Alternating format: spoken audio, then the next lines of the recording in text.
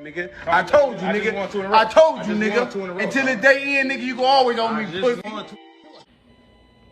The Untouchable True School Sports Empire proudly presents something the boxing game's been missing. Hey, what's going on? It's your boy BT, and I came here to talk some boxing with the thousands of True School Sports subscribers. Now, I wanted to talk about a potential fight that may be taking place soon, because I keep hearing the rumblings through people I know in the UK and just boxing in general. And I genuinely think when you look at like the networks and the stature of these fighters and where certain fighters are ranked, I think this fight is likely to happen in the near future. Now, Josh Kelly, we haven't said that name in a long time here on True School Sports. You know, Josh Kelly was a guy like 3 years ago who a lot of people had high hopes for. We looked at Josh Kelly as a potential, like, not just champion, but like star of the sport.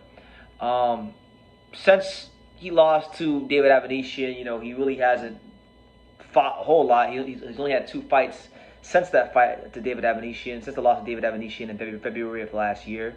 But in those fights, you know, he fought Peter Kramer this past June and got a 4-round stoppage. And then this past weekend, he wound up actually outboxing Lucas Ariel Bastida from Argentina. You know, and if you watch Josh Kelly and you watch some of these fights, his more recent fights, you know, gone is really the athletic, hands down style of a Josh Kelly. He's more of a conventional boxer now, which is kind of weird, because I almost like in boxing that way, it kind of takes away from what makes him like be his best, but it makes him more defensively responsible. So I feel like he's still trying to work out his style.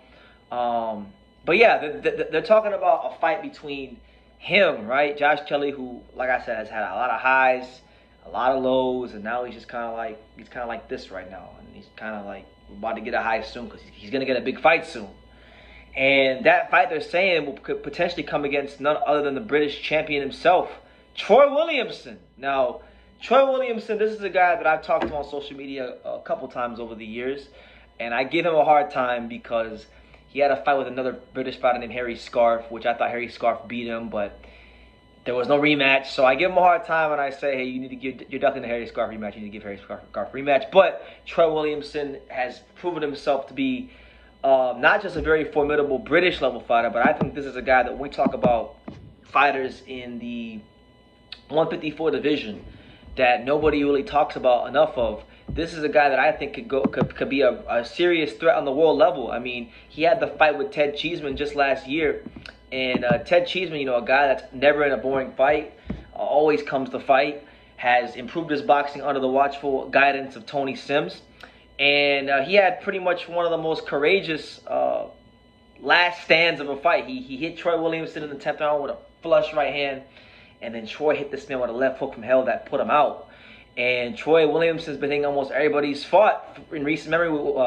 Anything he's been hitting him with has been putting him out, whether it be Kieran Smith or Ted Cheeseman.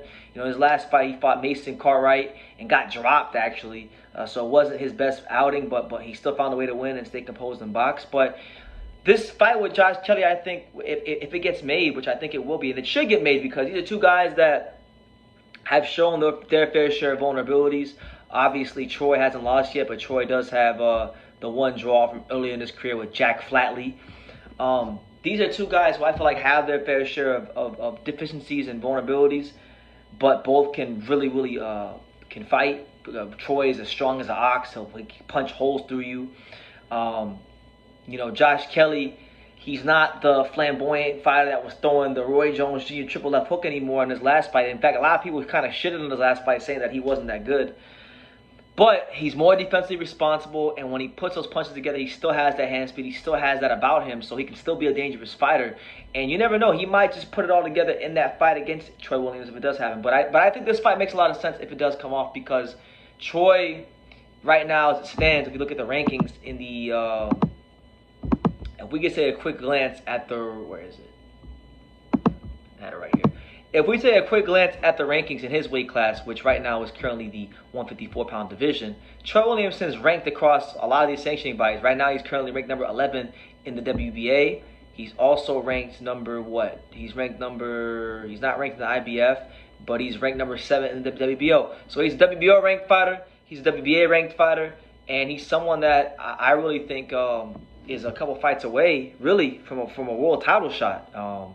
Truthfully speaking, you know, he really is close to a world title shot. I mean, because right now you got Charlo's the champion in all weight classes. So I don't know how much longer he's gonna be there. I think by the time Troy even gets a chance to fight for a world title, if he's able to fight Josh Kelly and beat him, or if Josh Kelly beats Troy, either way you cut it up, I think by the time either one of these guys would get to a chance to fight for a world title, the belts will have fragmented. Charlo will have moved up, because I just don't see him holding on to the belts for more than a fight or two more. You know, that's just normally how it goes in boxing when it comes to undisputed champions. But I would love Troy Williamson versus Josh Kelly, because it would give us a lot of answers to like Troy Williamson. Can Troy Williamson beat a guy that's actually mixed it up with the guys at the world level? Now, Josh Kelly never beat any of the guys he's fought that are world level fighters. He never beat Avedissian. He didn't beat Ray Robinson. In fact, a lot of people thought he lost. A lot of people thought he lost to Ray Robinson too. So, you know, he's got a lot of answers, and the good thing for him is, like, the expectations aren't as high as they once were. So now he can kind of relax, settle in, and just worry more about the boxing. And for Troy, it's like Troy.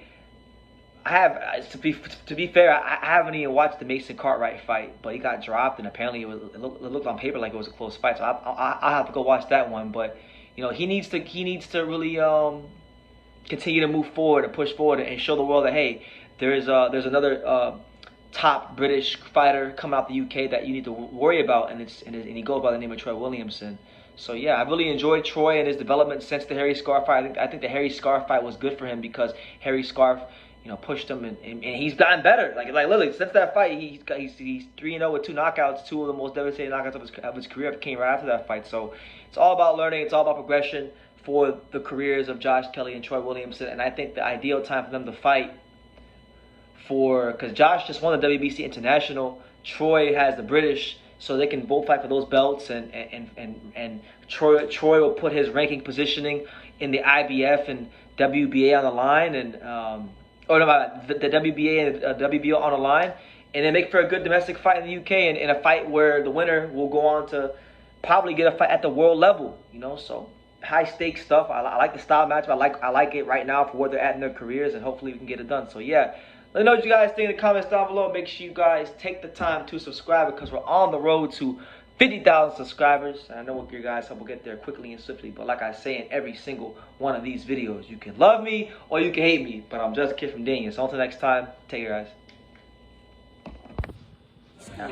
Thank you for watching True School Sports. No, follow this kid. Oh. You know, he's a true, he's a young, true, passionate person who follows boxing.